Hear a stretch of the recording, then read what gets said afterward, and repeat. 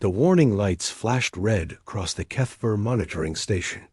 Sensor Officer Vel-10 stared at his screen with confusion. The numbers made no sense. He tapped the display twice, hoping it would fix itself. It did not. Commander Zexthal. Vel-10 called across the bridge. I have a strange reading here. Commander Zexthal walked over.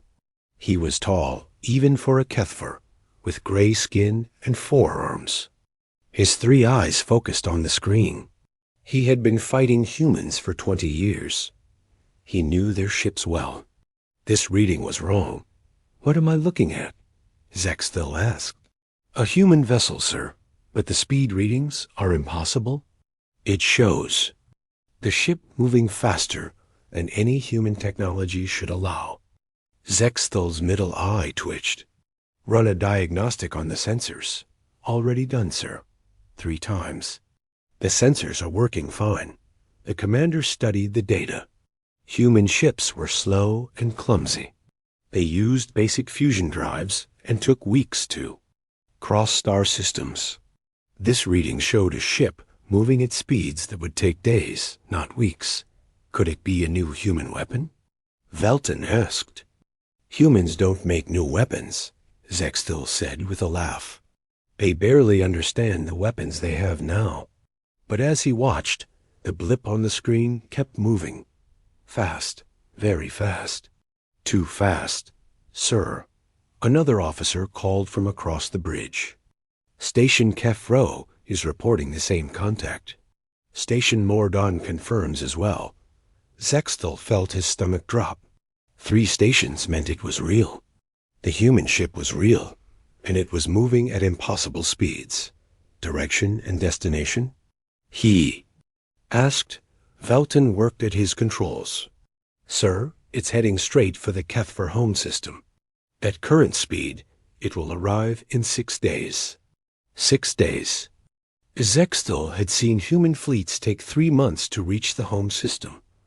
This single ship would be there in less than a week. Get me high command immediately.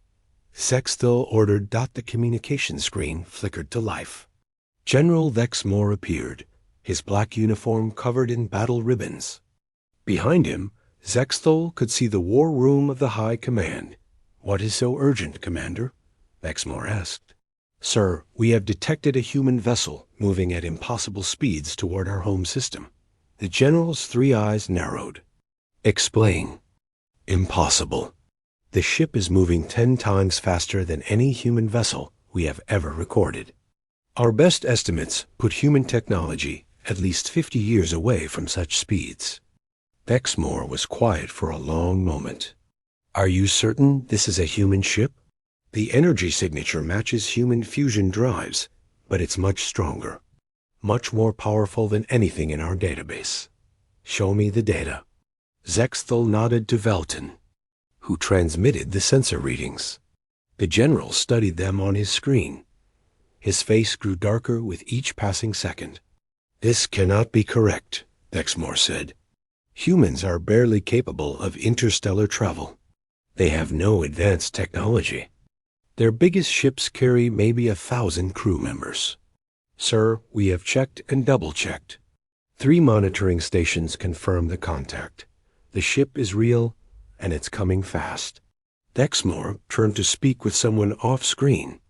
Zexthal could hear voices in the background, but could not make out the words. When the general turned back, his expression was grim. Commander, I want constant updates on this vessel, every hour. If it changes course, I want to know immediately. If it slows down, I want to know. If it sneezes, I want to know. Yes, sir. And, Commander, start running deep scans. I want to know everything about this ship. Size, weapons, crew complement, everything. The screen went dark. Zexthal turned back to his crew. You heard the general. I want every sensor we have pointed at. That ship. I want to know what we're dealing with. For the next 4 hours, the crew worked without rest. Slowly, more information came in. Each piece of data was more disturbing than the last. Commander, Vel-10 said, his voice shaking. "I'm getting size. Estimates. How big is it?" Velton checked his readings 3 times before answering. "Sir, the ship appears to be approximately 12 kilometers long." Zexthel felt his knees go weak. 12 kilometers? That's impossible. The largest human ship ever built was barely 1 kilometer. "Sir, I've checked the readings multiple times. The ship is massive. It's larger than some of our space stations." "Lieutenant." Kexrow looked up from her station. "Commander, I'm detecting strange energy patterns from the vessel." "What kind of patterns?" "I've never seen anything like them. The energy signature keeps changing. Sometimes it looks like a fusion drive, sometimes like something else entirely. Something we don't have in our database." Zexthel walked to her station. The energy readings danced across the screen in patterns he had never seen before. They pulsed and shifted like they were alive. Could their technology have advanced this much without us knowing? Kexrow asked. "Impossible," Zexthel said, but his voice lacked confidence. "We have spies in human space. We monitor their communications. We would know if they had developed new technology." But even as he said it, doubt crept into his mind. The ship was real. It was moving at impossible speeds. It was bigger than anything humans had ever built. And it was heading straight for the heart of Kethver space. "Sir," Velton called out, "I'm detecting additional anomalies." "What now?" "The ship appears to be flickering." "Flickering?" "Yes, sir. Sometimes our sensors detect it clearly. Other times it almost disappears from our screens, like it's phasing in and out of normal space." Zexthel stared at the readings. Humans did not have phase technology. No one had phase technology. It was theoretical at best. "Are our sensors malfunctioning?" "No, sir. All 3 monitoring stations are reporting the same phenomena." The commander sat down in his chair. 20 years of fighting humans had taught him that they were stubborn and resourceful, but not advanced. They used simple weapons and basic ships. They relied on numbers and determination rather than superior technology. This ship changed everything. "Get me high command again," he ordered. When General Vexmore appeared on screen, Zexthel could see. But the war room behind him was now filled with officers and scientists. "Report, Commander." "Sir, the situation is worse than we thought. The ship is 12 kilometers long. It's showing energy signatures we don't recognize. And sir, ... It appears to have some kind of phase technology." The war room fell silent. Zexthel could see scientists shaking their heads in disbelief. "Phase technology?" Vexmore asked. "Humans don't have phase technology." "No, sir, they don't. But this ship does." The general was quiet for a long time. Behind him, Zexthel could see heated discussions between the scientists and military officers. "Commander, I'm sending our fastest cruiser to intercept and investigate." 4 days. "Sir, should we consider alerting the home fleet?" "Already done. The entire home defense fleet is being mobilized. If this is some new human weapon, we need to be ready." "And if it's not a weapon, sir?" Vexmore's 3 eyes focused on the screen. "Then we need to find out what it is. And fast." The screen went dark again. Zexthel looked around his bridge at his crew. They all had the same expression of worry and confusion. In 6 days, whatever was on that ship would reach Keth-4 space. And none of them had any idea what they were really dealing with. Admiral Crexon stood on the bridge of the battlecruiser Dominance. Around him, the fastest ships in the Keth-4 fleet moved through space in perfect formation. 12 heavy cruisers, 30 destroyers, and 40 fighter craft. It was enough firepower to destroy a small planet. But as he watched the sensor readings of the approaching human vessel, doubt filled his mind. "Admiral," Captain Nexfer reported from the communication station, "we have visual contact with the target. Put it on the main screen. The bridge fell silent as the image appeared. Even Admiral Crexon, who had seen battles across 50-star systems, felt his breath catch in his throat. The ship was enormous. It stretched across space like a metal mountain. The hull was dark gray, almost black, with strange markings carved deep into its surface. But what shocked everyone was how smoothly it moved. Something so large should be slow and clumsy. This ship moved like a dancer. "By the void," whispered Lieutenant Tepar. "Look at the size of that thing." "It's beautiful," said another officer. Crexon silenced them with a look. Beautiful or not, it was a threat. "All ships, take attack formation. Target the vessels." Engines. The fleet spread out around the massive human ship. Crexon had used this formation many times against human vessels. It always worked. Humans panicked when surrounded. They made mistakes. "Admiral," the communications officer called. "Should we try to contact them first? Contact them? They are in our space without permission. That is an act of war." But even as he said it, Crexon felt curious about the ship. The markings on its hull were unlike anything he had seen before. They looked old. Very old. Some symbols looked like ancient human writing, but others were completely unknown. "Send a message on all frequencies," he ordered. "Unknown human vessel, you have entered Kethver space without authorization. Stop your engines and prepare to be boarded." They waited. The massive ship continued moving toward the Kethver home system.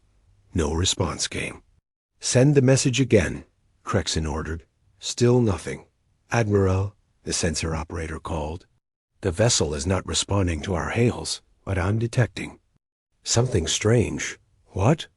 "There are energy buildups along the ship's hull. Hundreds of them. They look like ... weapon ports." Crexon studied the sensor data. The human ship had more weapons than his entire fleet combined. But they were not firing. They were not even targeting his ships. "All vessels move to intercept course. If they won't stop, we'll make them stop." The Kethver fleet moved forward. The massive human ship continued on its path, ignoring them completely. Fire warning shots across their bow. Crexon ordered bright beams of energy lanced out from his ships. The shots passed in front of the human vessel, close enough to be clearly seen, but not close enough to cause damage. The ship did not slow down. It did not change course. It acted like the warning shots had never happened. "Admiral," Captain Nexfer said nervously, "they're ignoring us completely." "Then we stop ignoring them. All ships, target their engines. Fire." The space around the human vessel erupted in weapons fire. Dozens of energy beams and missile strikes converged on the ship's rear section. Crexon expected to see explosions, fires, maybe the ship losing power and drifting instead. Something impossible happened. The weapons fire simply passed through empty space. The human ship had moved. In the time it took for the weapons to travel from the Kethver fleet to the target, the massive vessel had somehow shifted position. Not turned, not accelerated. It had simply been somewhere else. "What just happened?" Crexon demanded. The sensor operator's hands shook as he checked his readings. "Sir, the ship appears to have moved 3 kilometers to starboard in less than 1 second. That's impossible. Nothing that size can move that fast." "Sir, I'm reading the ship in its new position, but I'm also reading traces of it in its old position, like it was in both places at the same time." Crexon felt cold fear creep up his spine. "Are you saying the ship can teleport?" "I don't know. What I'm saying, sir, I've never seen readings like this before." The Admiral stared at the human vessel. It continued moving toward the home system, as if nothing had happened. As if a fleet of Kethver warships had not just tried to destroy it. "All ships surround the target. Close formation. Fire everything you have." The Kethver fleet converged on the human ship from all directions. This time, Crexon ordered continuous fire. If the ship could move quickly, maybe constant weapons, fire would hit it before it could escape. The space around the human vessel became a storm of energy and explosions. Every ship in the fleet fired at once. Enough firepower to level a city rained down on the target. And again, the impossible happened.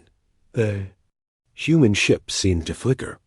One moment it was there, taking the full force of the attack. The next moment it was elsewhere, completely untouched. Then it flickered back, then away again. It was like watching a reflection on water. Cease fire. Crexon shouted. The weapons fire stopped. The human ship solidified in space, exactly where it had been before the attack started. Not a single mark showed on its hull. "Admiral," the communications officer said in a shaking voice, "I'm receiving a transmission from the human vessel. Put it through." Static filled the bridge, then cleared. A human voice spoke, but the words were strange. The language was human, but old. Very old. Crexon's translation computer struggled to make sense of it. "Greetings, warriors of the Kethver people. We are the crew of the vessel Transcendence. We mean no harm to your people or your worlds. We are simply passing through your space on our way home." The voice was calm, almost friendly. But there was something else in it. Something that made Crexon's skin crawl. Power. Ancient power. "This is Admiral Crexon of the Kethver Defense Fleet. You have entered our space without permission. Your ship's technology is unknown to us. State your intentions." "Our intentions are peaceful, Admiral. We seek only passage to the region of space once known as human territory. We have been away for a very long time." "How long?" There was a pause. When the human spoke again, sadness filled his voice. 312 years, by our count. We left human space when your people and ours first made contact. We have been traveling ever since." Crexon felt confused. 300 years ago, humans had barely reached their own moon. They certainly did not have ships capable of interstellar travel. What you say is impossible. Humans did not have interstellar capability 300 years ago. You are correct. Admiral, when we left, humans had no such technology. We were explorers, sent to find new worlds beyond the galaxy's edge. We were not expected to return. Then how do you exist? How does your ship exist? Another pause. This time, when the human spoke, his voice carried a weight that made everyone on the bridge feel small. "We found things out there, Admiral. Old things, ancient things. Things that have been waiting in the dark between galaxies for longer than your civilization has existed. They taught us. They changed us. And now we have come home." The transmission ended. Admiral Crexon stared at the full human ship. It no longer looked like a simple vessel. It looked like something alive, something that had seen wonders and horrors beyond imagination. "Admiral," the sensor operator whispered, "the ship is moving again." On the screen, the massive vessel continued toward the Kethver home system. But now Crexon could see that it was not just moving through space. It was moving through something else, something deeper. "All ships fall back to escort formation," he ordered quietly. "Sir?" Captain Nexver asked. "We are not dealing with a normal human ship, Captain. We are dealing with something else entirely. Something that could destroy our entire fleet without effort." As the Kethver ships moved to a respectful distance, Admiral Crexon sent an urgent message to High Command. "Unknown human vessel is beyond our capability to stop. Recommend immediate evacuation of all non-essential personnel from the home system. This ship represents a threat we do not understand and cannot fight." In the depths of space, the Transcendence continued its journey home. And for the first time in his long military career, Admiral Crexon felt truly afraid. The emergency meeting in the Kethfer High Command War Room had been going for 6 hours. General Vexmore looked at the reports spread across the table and felt older than his 90 years. Every piece of information about the human ship made less sense than the last. "Read me the intelligence report again," he ordered. Chief Intelligence Officer Yex Thara cleared her throat. "The vessel identifies itself as the Transcendence. According to our historical records, a human colony ship by that name was launched from Earth approximately 314 years ago. It was part of humanity's first attempt at interstellar colonization. And what happened to it? It vanished. The humans sent search parties, but found nothing. After 10 years, they declared the ship and its 50,000 passengers lost." General Vexmore rubbed his temples. 50,000 humans have been missing for 3 centuries, and now they come back with technology that makes our best ships look like toys. "Sir," Science Officer Kexton spoke up from across the table, "I've been studying the energy readings from Admiral Crexon's encounter. The ship's technology doesn't match anything in our database. Not human, not Kethvar, not any of the known species. Explain." "The ship appears to be using some form of dimensional shifting. It doesn't move through normal space. It moves through something else, something we don't understand. Could they have developed this technology during their journey?" Kexton shook his head. "Sir, developing technology of this level would require resources and knowledge that we don't possess. And we've been building starships for 2,000 years." General Vexmore stood and walked to the large display screen showing the human ship's approach. "Then where did they get it?"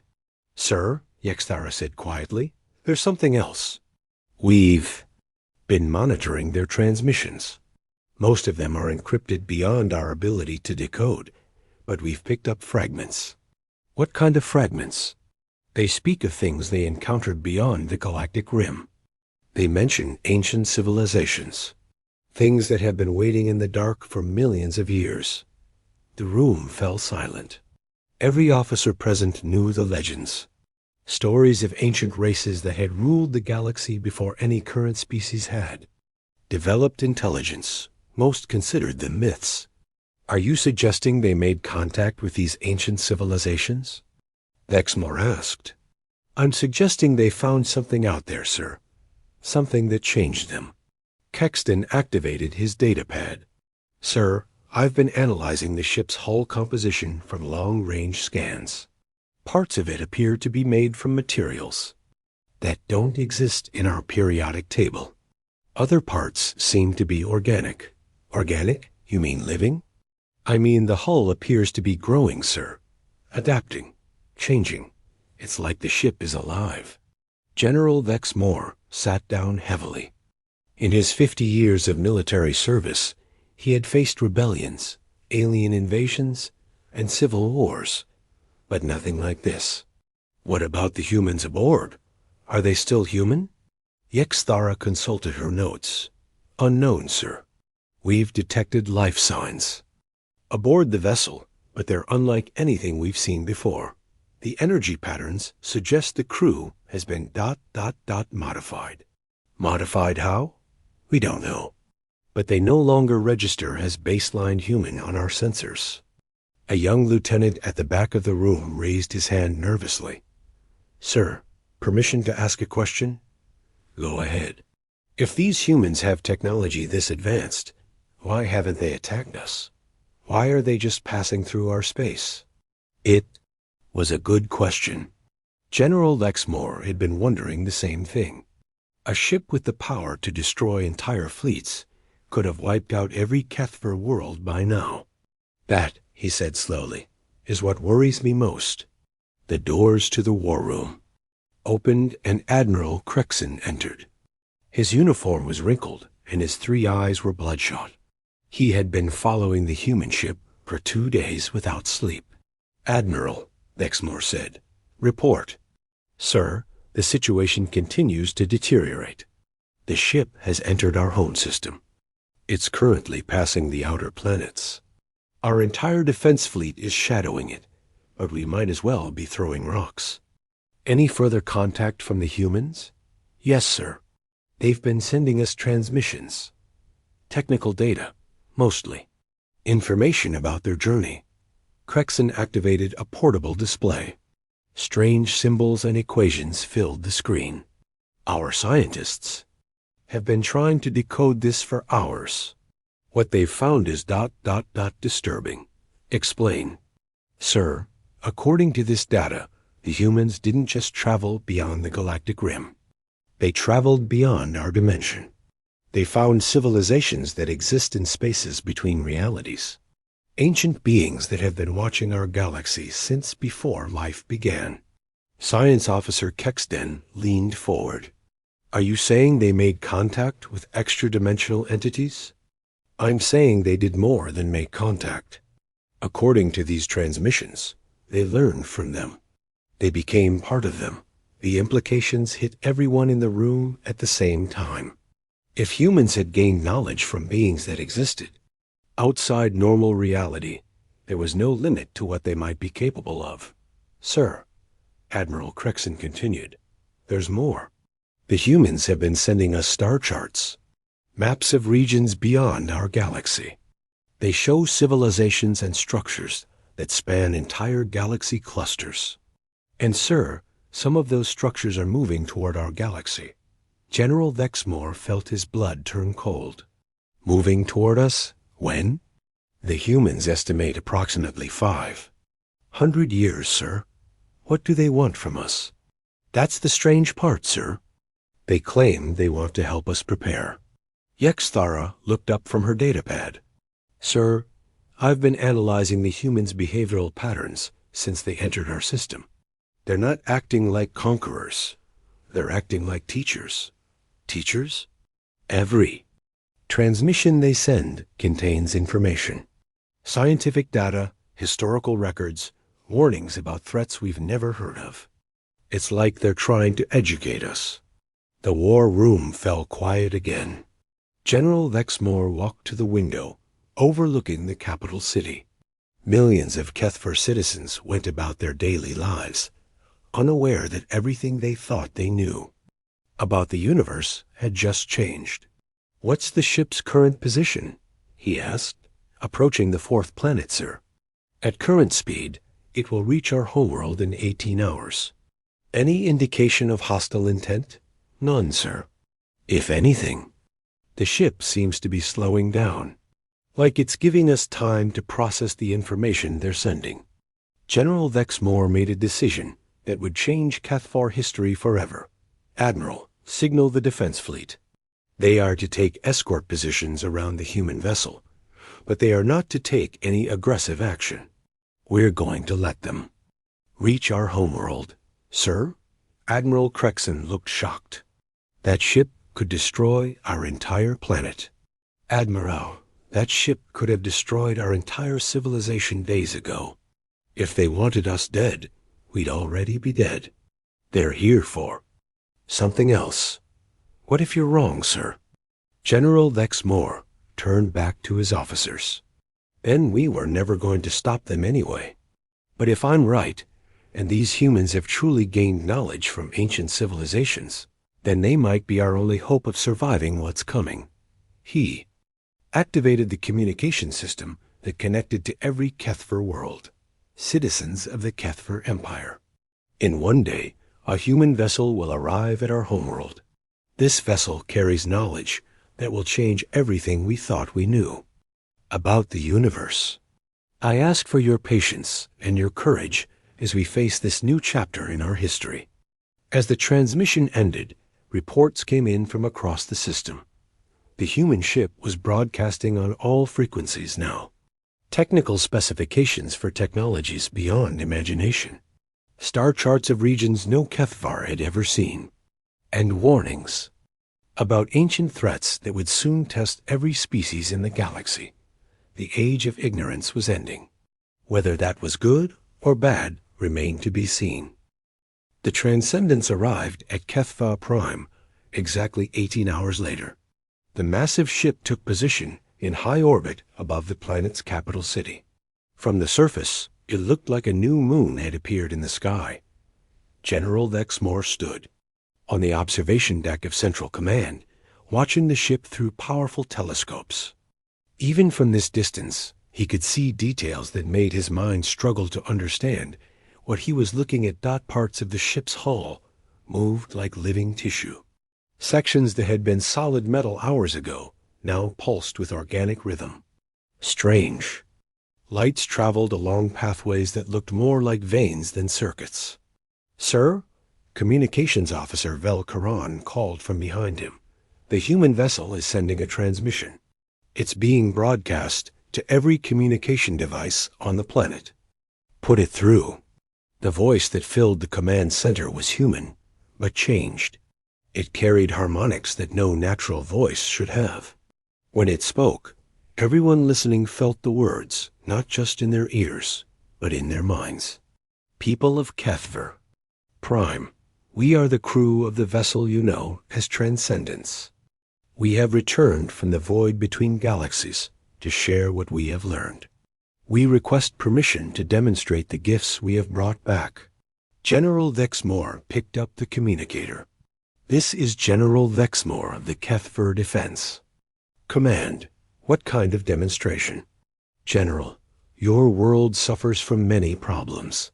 Your southern continent lacks fresh water. Your northern ice caps are melting. Your third moon has an unstable orbit that threatens your cities with debris. We can fix these things." Lexmore felt his breath catch. The problems the human mentioned were correct, but they were classified. No human should know about the orbital mechanics of Kethver's moons. "How do you know about our planetary issues?" "General, we have been watching your world for some time. Not with malicious intent, but with concern. The changes coming to this galaxy will affect all worlds. Preparation is necessary." "What changes?" Instead of answering, the ship acted. A beam of soft blue light extended from the Transcendence toward the southern continent. Where it touched the largest desert, something impossible happened. Water began to flow. Not from underground springs or melted ice, but from the air itself. The atmosphere released its moisture in precise patterns, creating rivers where none had existed before. "By the void," whispered Science Officer Kextan, who had joined Lexmore on the observation deck. "They're pulling water directly from atmospheric vapor. The energy requirements alone should be impossible." But the ship was not finished. A second beam, this one silver, touched the melting ice caps in the north. The ice stopped melting. More than that, it began to grow. New ice formed from the air, but this ice was different. It would not melt, even under the heat of Kethvor's sun. "General," the human voice spoke again, "please observe your third moon." Lexmore turned the telescopes toward the small rocky moon that orbited dangerously close to the planet. For years, Kethvor scientists had predicted it would eventually break apart and shower the planet with deadly meteors. As they watched, the moon began to glow, not with heat, but with the same blue light that had created the rivers. The moon's erratic orbit smoothed into a perfect circle. Its unstable rotation stopped wobbling. "How?" Kextan whispered. "We have learned to work with the fundamental forces of reality," the human voice explained. "Mass, energy, time, and space are not barriers. They are tools."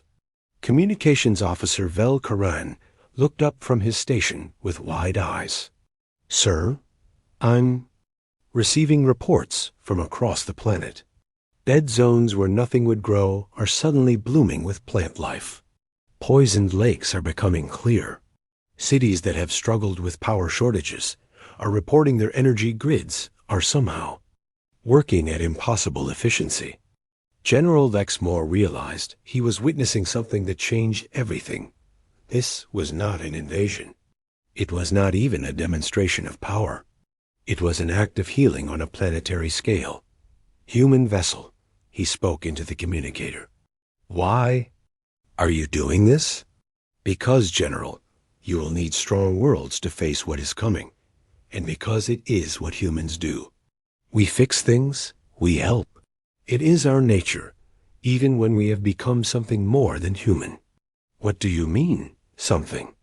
More than human? There was a pause.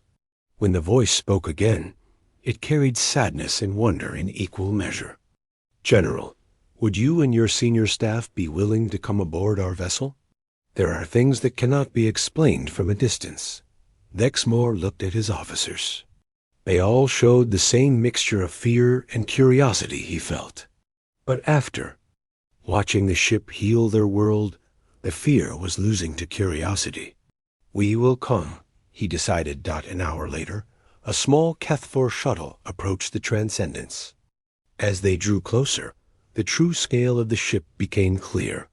It was not just large, it was a world unto itself. Cities could be built in its shadow. Sir, the shuttle pilot said nervously, I'm detecting a docking bay opening, but it's unusual. Instead of mechanical doors, the ship's hull simply opened like a flower blooming. The edges moved with organic smoothness, creating a perfect landing space for their shuttle. General Dexmore and 5 of his senior officers stepped out of the shuttle into the docking bay. The walls around them pulsed with gentle light. The floor felt warm beneath their feet, like living skin. Welcome aboard the Transcendence. The voice came from a figure approaching them through the bay. It had once been human. That much was clear from its basic shape. But it had been changed. Its skin had a translucent quality that showed veins of light running beneath. Its eyes held depths that seemed to contain galaxies. I am Captain Martinez, the figure said. I commanded this vessel when we left human space 3 centuries ago.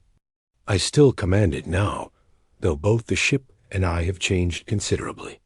Captain, General Dexmore said carefully, what happened to you out there?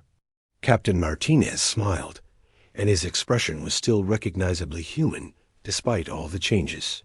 We found teachers, General, ancient beings who have watched over this galaxy since before your species learned to make fire. They saw potential in humanity that even we did not understand.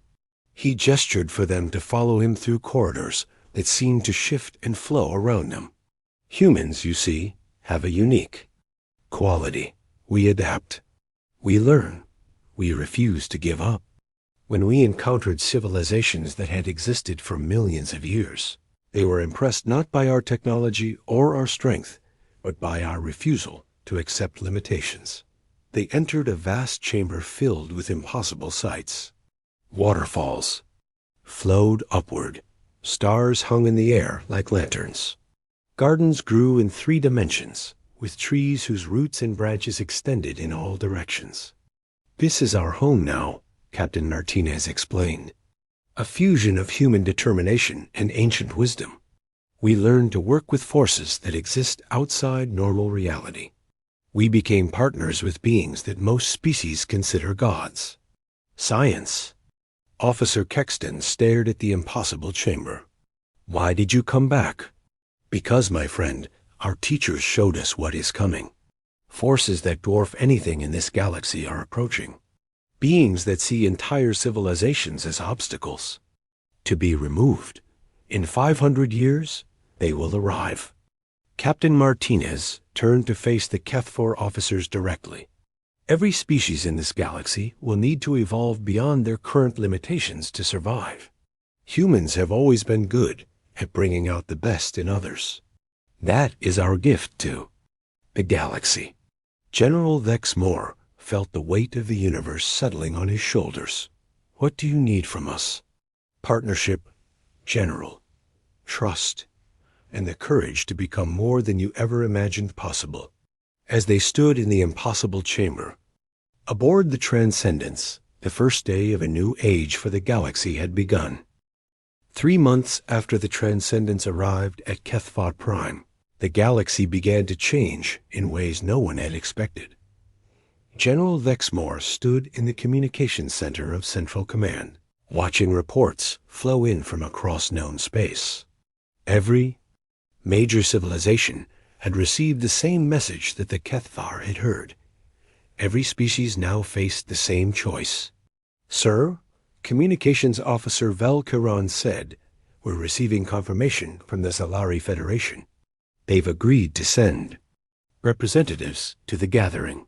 "That makes 17 species confirmed," Vexmore replied. "Any word from the human governments?" "Yes, sir. All 3 human colonial governments have agreed to participate. They seem excited about meeting their missing colonists." Vexmore almost smiled. Of all the species that had received Captain Martinez's message, the humans had been the most eager to learn what their people had become. They had always been curious like that. The gathering was Captain Martinez's idea. Representatives from every spacefaring species would come to a neutral system to learn about the approaching threat. More importantly, they would learn how to prepare for it. "Sir," Science Officer Kexden approached with a datapad in his hands. "The latest reports from our volunteers are remarkable." "Show me." The datapad displayed medical scans of 20 Kethver citizens who had volunteered to undergo the transformation process aboard the Transcendence. The changes were incredible. "Their cellular structure has been completely rebuilt," Kexden explained. "They can survive in vacuum, process energy directly from stellar radiation, and their brains show neural pathways that shouldn't be possible. But sir, they're still themselves. Still Kethvar, just more. Any negative effects? None that we can detect. If anything, they seem happier, more at peace. Like they understand something the rest of us don't." Exmore nodded. He had spoken with the volunteers several times. They described feeling connected to something vast and ancient, but also to each other and to their world in ways they had never experienced before. "Sir," Velkaran called out, "Captain Martinez is requesting permission to address the planet directly." "Granted." The main screen activated, showing Captain Martinez standing in what looked like a garden that existed in multiple dimensions. Behind him, other transformed humans moved through the space, tending to plants that grew in impossible directions. "Citizens of Kethver Prime," Captain Martinez began, his voice carrying that strange harmony that touched both ears and mind. "Today, we begin the final stage of preparation for what is to come." The screen shifted to show space around the Transcendence. Other ships were arriving. Ships from dozens of different species, all coming to learn. The beings that taught us have existed since the birth of this galaxy. They have watched civilizations rise and fall, always hoping that, one day, the younger races would be ready to join them in protecting all life.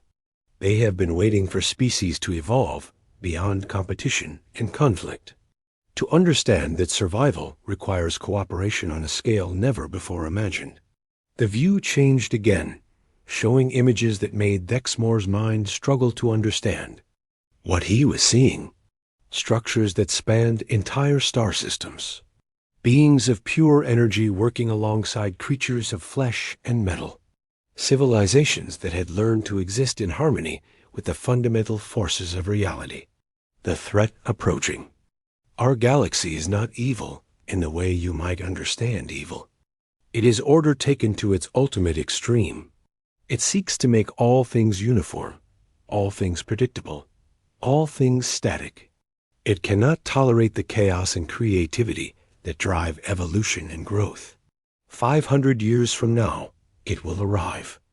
And when it does, every world that has not learned to transcend its limitations will be absorbed into a collective that knows no individuality, no growth, no hope.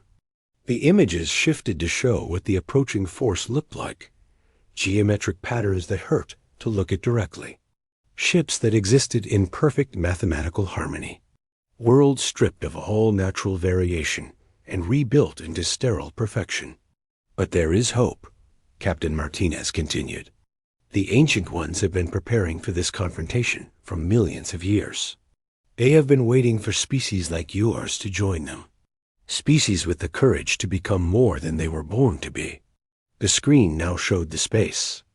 Around HFY Prime, ships from 17 different species floated in formation around the Transcendence.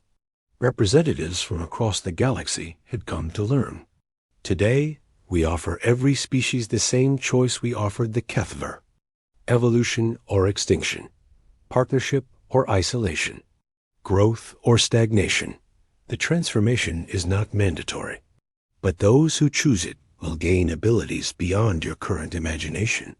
You will be able to travel between dimensions, manipulate matter and energy with thought alone, and most importantly, you will be connected to a network of consciousness that spans the galaxy. General Vexmore received a priority communication from Admiral Crichton, who was commanding the fleet around the gathering. "Sir," the Admiral reported, "something's happening. All the ships are beginning to ... change." Vexmore looked at the main screen. The Transcendence was extending tendrils of light toward the visiting ships. Where the light touched, the vessels began to transform. Hull plating became organic. Engine sections grew new configurations. Weapon systems evolved into something entirely different.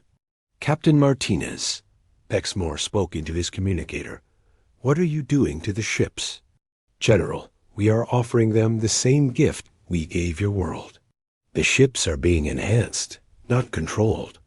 Their crews maintain full command, but now their vessels can do things they never dreamed possible." As they watched, a Zelari heavy cruiser phased out of normal space and reappeared instantly on the other side of the system. A human exploration. Vessel began generating matter from pure energy. A Thorkin battleship healed damage to its hull that had existed for decades.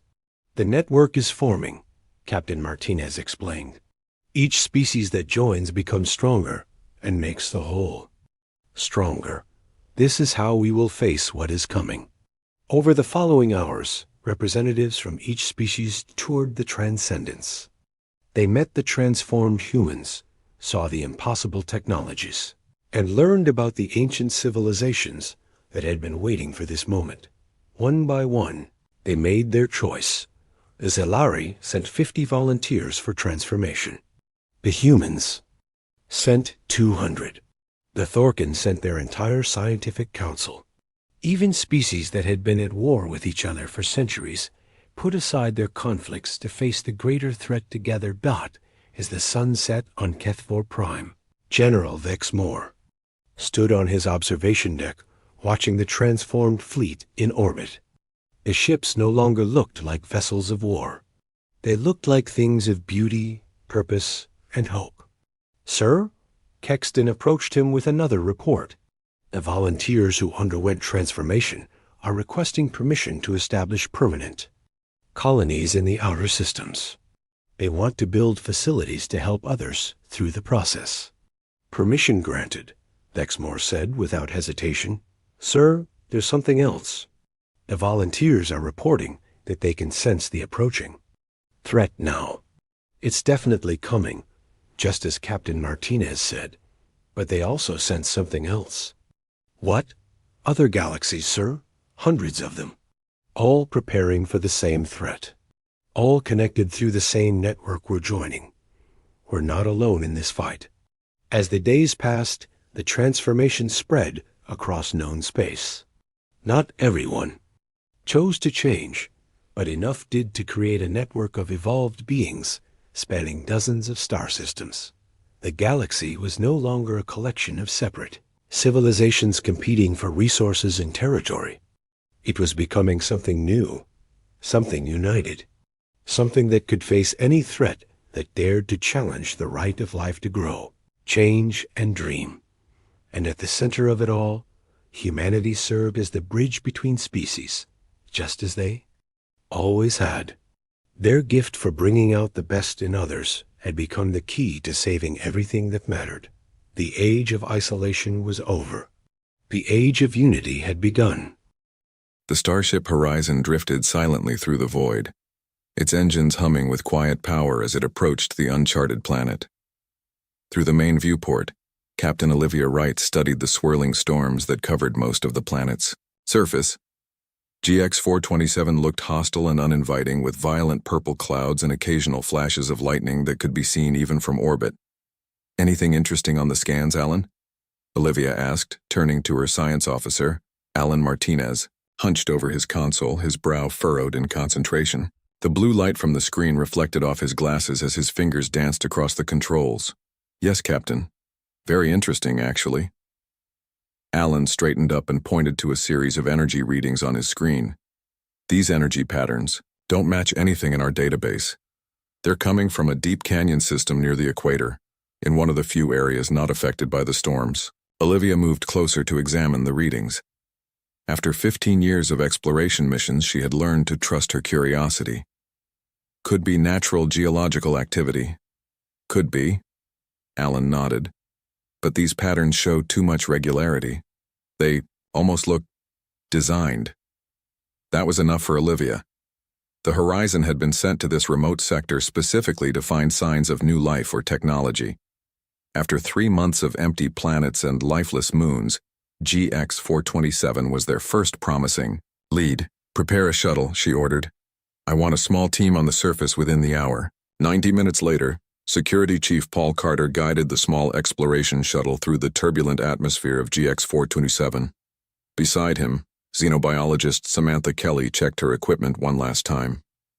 In the rear seats, Alan reviewed the sensor data while Olivia made final notes in the mission log.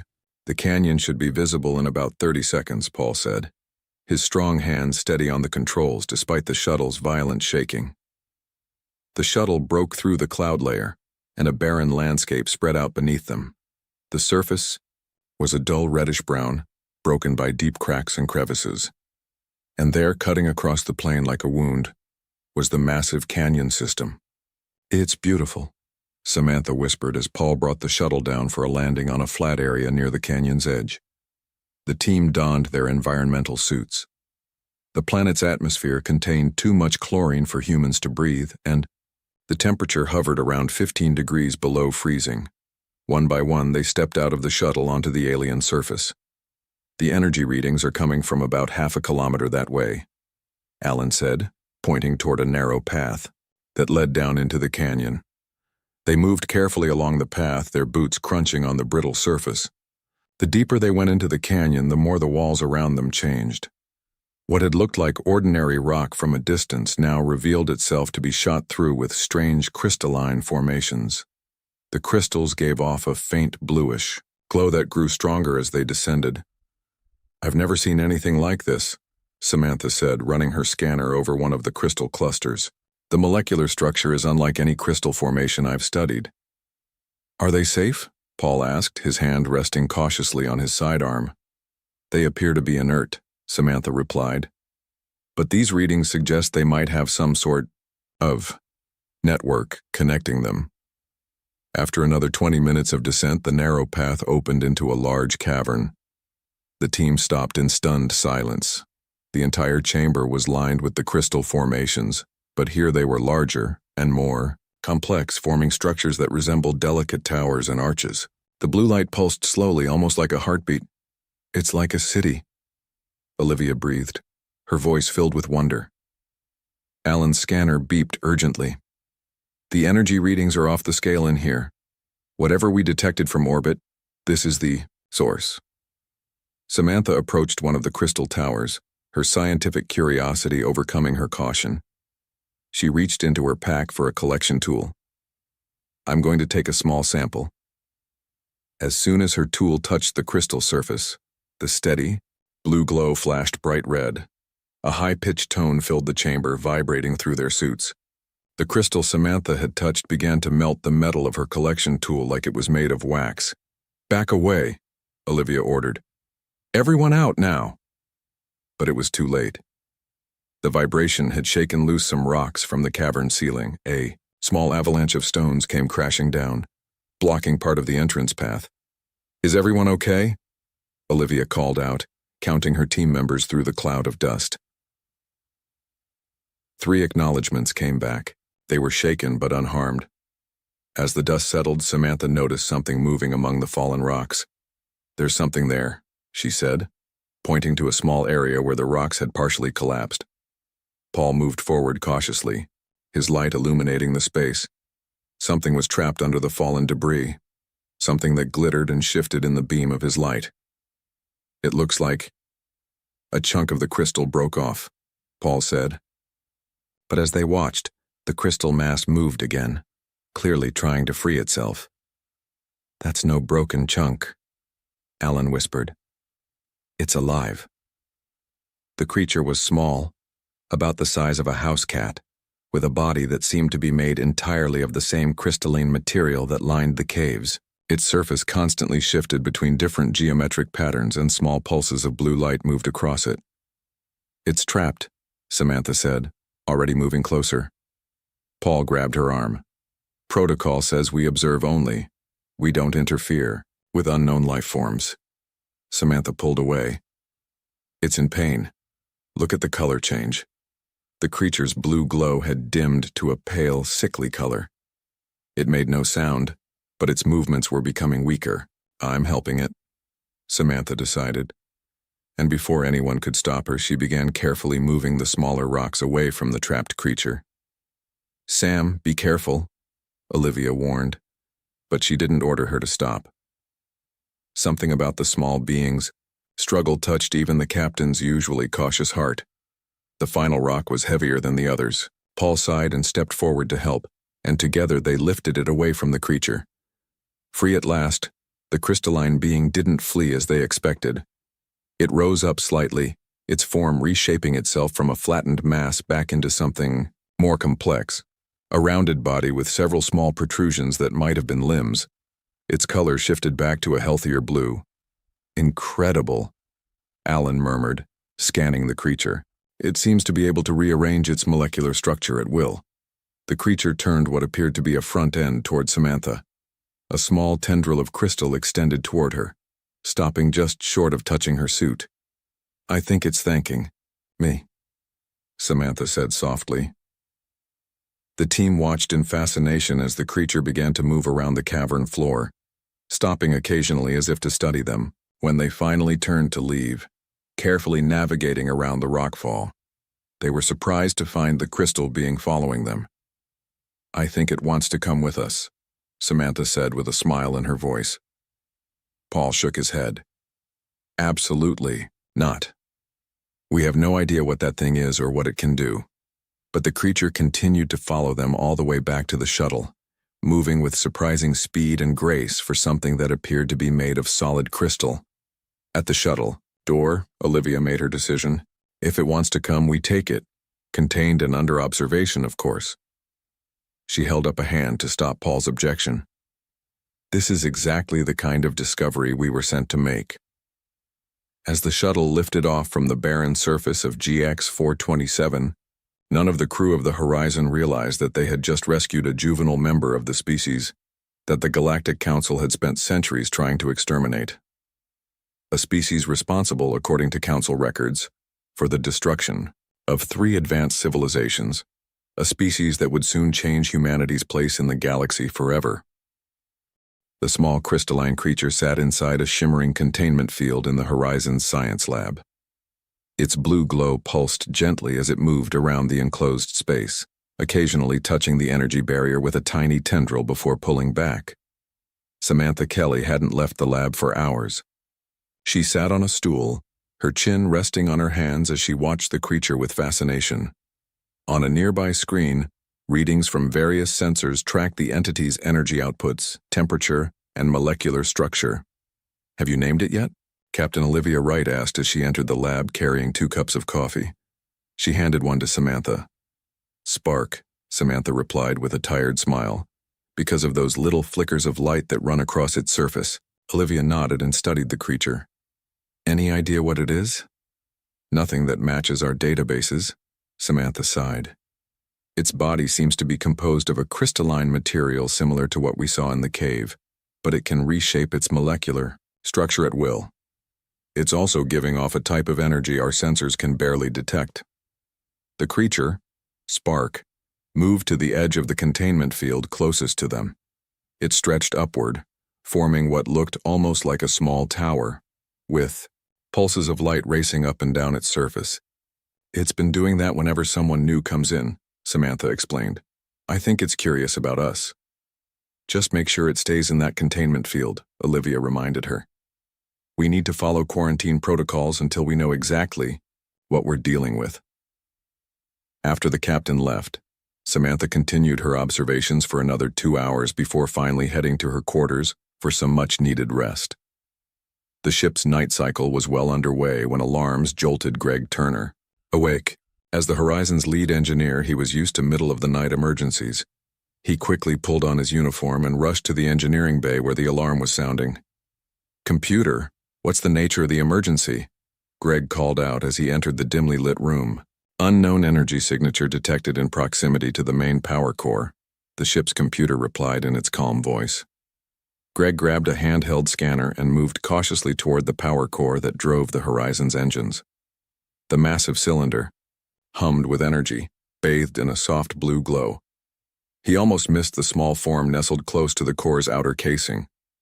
"What the—" Greg froze, his scanner forgotten in his hand. The crystalline creature from the planet, the one that was supposed to be safely contained in the science lab, was pressed against the power core.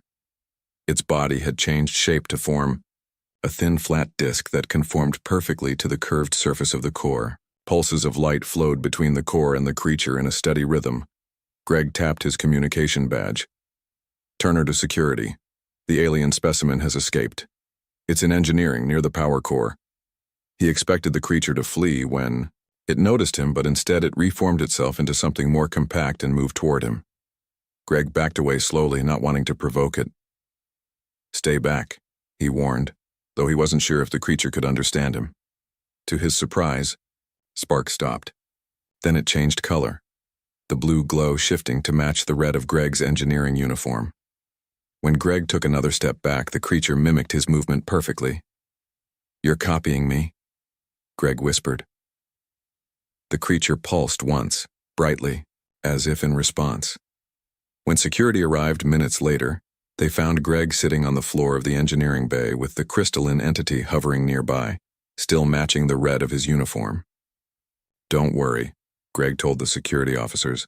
"It's not doing any harm. I think it was just curious about the power core." Captain Olivia called an emergency meeting in the ship's conference room. Samantha, Paul, Alan, and Greg sat around the table while a portable containment field held Spark in the center. "How did it get out?" Olivia demanded. Alan looked embarrassed. "The containment field was functioning perfectly according to all readings, but when I reviewed the security footage, it appears the creature simply changed its structure to slip between the energy bands of the field." "That should be impossible," Paul said, his face tight with concern. "Apparently not for Spark," Samantha replied. She turned to Greg. "What was it doing with the power core?" Greg shrugged. "It seemed to be studying it, maybe even feeding on some of the energy. But the core's output remained stable, so if it was taking energy, it was only a tiny amount." "The real question," Dr. Karen Bishop said as she entered the room, "is what happened between you and the creature, Greg." The ship's medical officer placed a data tablet on the table. "These are neural scans of both Greg and the creature during their interaction. Look at this pattern matching." The screen showed two waveforms that pulsed in near-perfect synchronization. "It was copying my brainwaves?" Greg asked, looking disturbed. "Not exactly," Karen replied. "It's more like harmony, two instruments playing the same song together. I've never seen anything like it." Samantha leaned forward excitedly. "This suggests it forms symbiotic bonds rather than simply consuming resources. The records we have of similar crystalline entities describe them as parasitic, but this behavior indicates something much more complex." Just then, the ship's communication system activated. "Captain, we're receiving an encrypted transmission from a Galactic Council vessel," the communications officer reported. "They're requesting to speak with you immediately." The mood in the conference room darkened when the message played. The stern face of a being with pale blue skin and no hair filled the screen. The alien wore an ornate uniform covered with symbols of office. I am Representative Zix-9 of the Galactic Council, the being said in a clipped formal tone. Our scans indicate you have retrieved an Omega-level threat entity from planet GX-427. You are ordered to maintain quarantine procedures and prepare for immediate transfer of the entity to our vessel for containment and destruction. Failure to comply will result in severe diplomatic consequences for Earth. End transmission. Silence filled the room after the message ended. Destruction? Samantha finally whispered, looking at Spark. The creature had dimmed considerably during the message, its normally bright blue glow now a subdued, almost gray color. It doesn't seem dangerous, Greg said, watching as Spark slowly reshaped itself into a small, compact form. Olivia's face was grim. I want to know exactly what we're dealing with before I hand over anything to the Council. Alan, access everything we have on Omega-level threats. Paul, prepare a security team, just in case. And Samantha, keep studying our guest. As the meeting broke up, Greg noticed Spark begin to glow a bit brighter. The creature extended a small tendril toward him before security took it back to a reinforced containment area. That night, while most of the crew slept, Spark escaped again.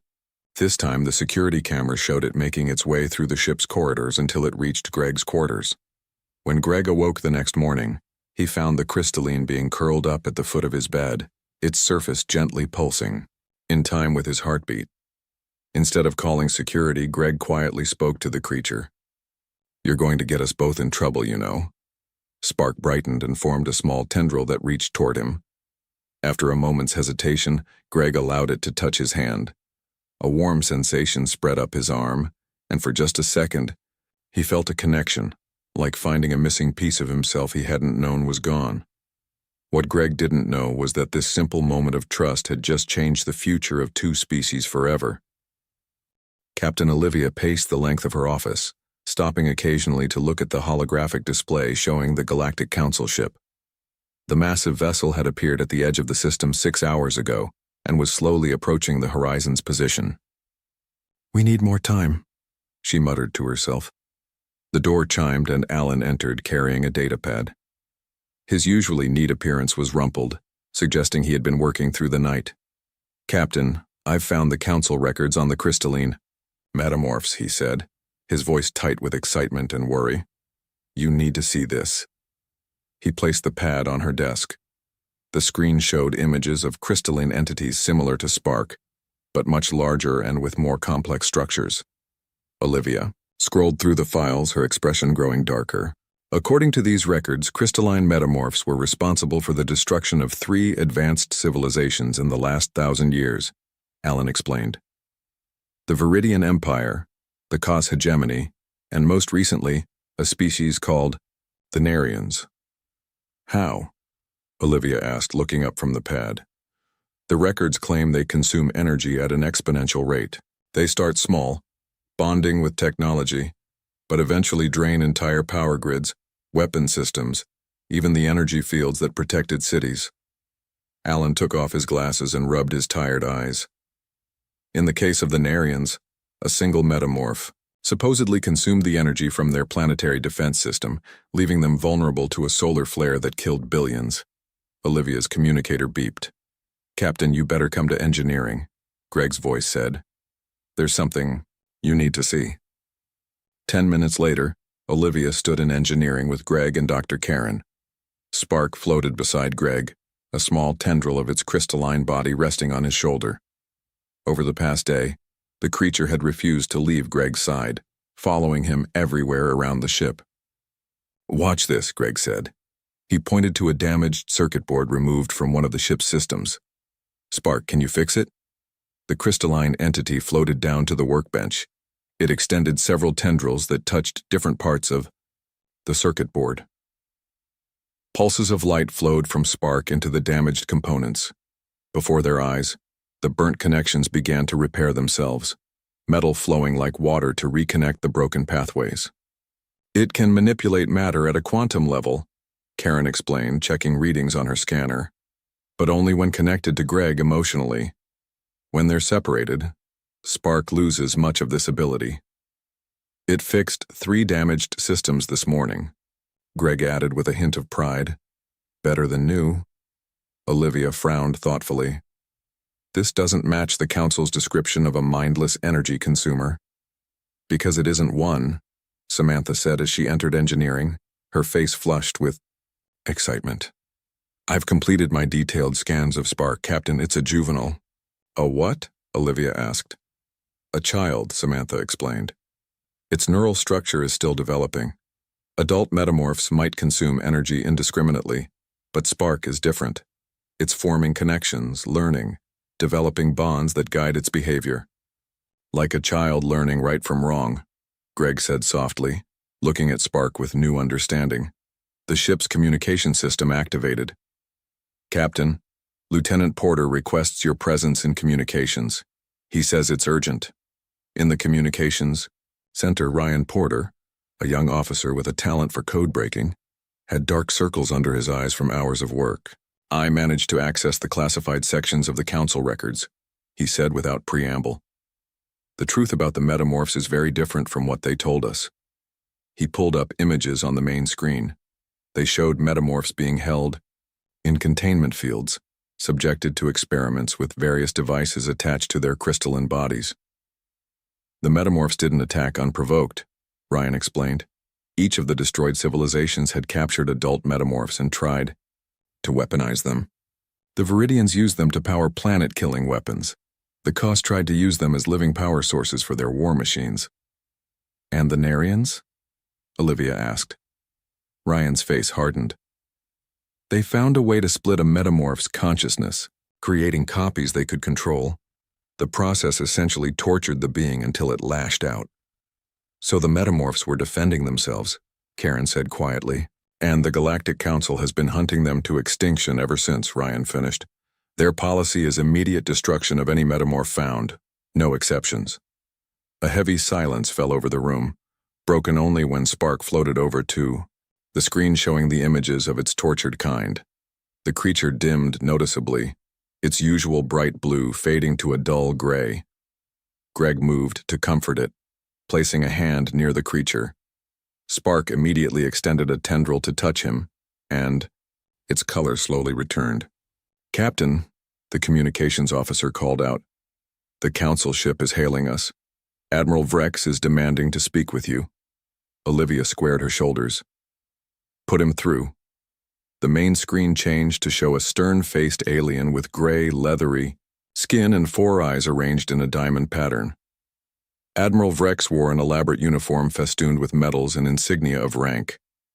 Captain Wright, the alien said in a cold voice. You have not responded to our previous communication. The Omega-level threat entity must be surrendered immediately. Prepare for our boarding party or face consequences. Olivia stepped forward. Admiral Vrex, we've been reviewing the Council's records on the crystalline metamorphs. There seem to be some inconsistencies in the historical account.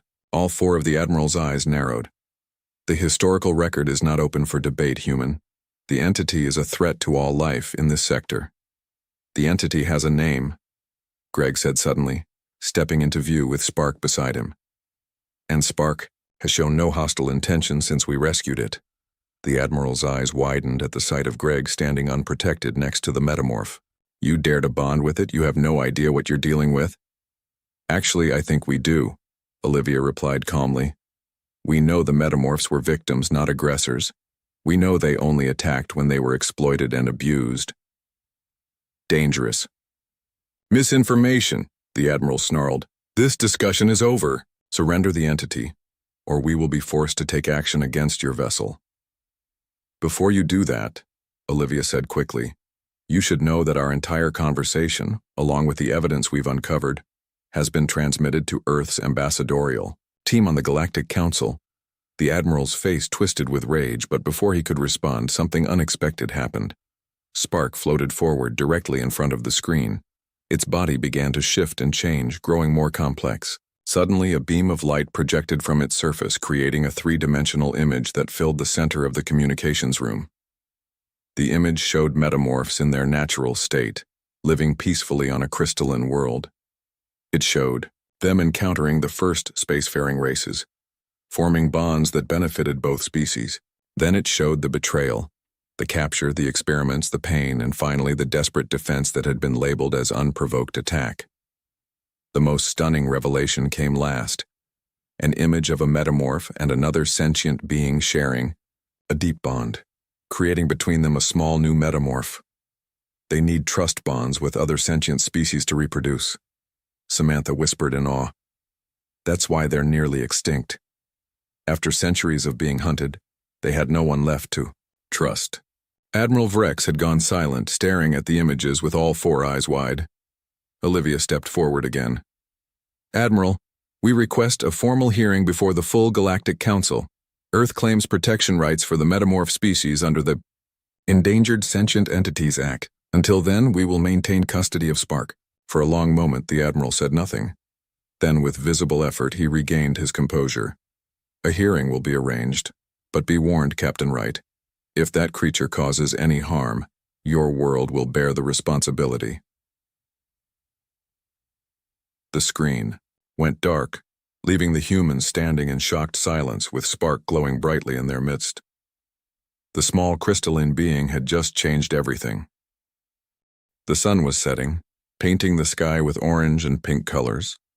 Emma walked slowly along the old dirt road, her backpack feeling heavier with each step. She had been traveling for days, and her feet were tired. The small map she carried was worn and folded many times, with marks and notes showing her long journey. Something felt different about this part of her trip.